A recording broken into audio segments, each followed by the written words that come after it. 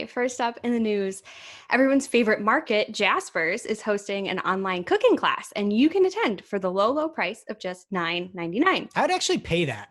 I want to Right? see It inside doesn't of seem that Jasper's. I bad. want to see what they're cooking with.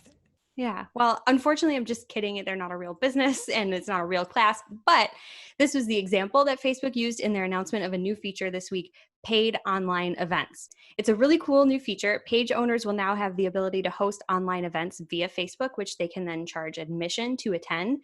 And you can do that all, again, right within the Facebook platform. And at least for now, that admission fee goes entirely to the business.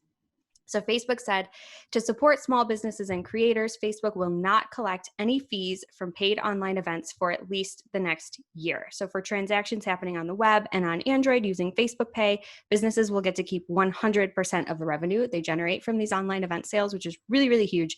It's really, really nice of Facebook. But you'll notice that I didn't mention transactions on iOS devices, though, because payments through Apple will still be subject, unfortunately, to the 30% App Store tax. Facebook made a point to call Apple out for not reducing that, even though they tried to get them to. So if you like drama, you can check out their announcement. But I think that this is really nice. They said they're also testing out paid events in messenger rooms for more personal and interactive gatherings, whatever that means. So keep an eye out for that.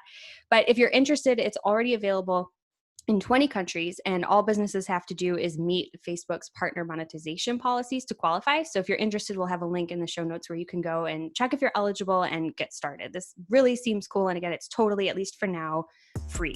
Like what you saw? Of course you did. If you're looking for more, Marketing O'Clock releases new episodes every Friday with digital marketing news of the week.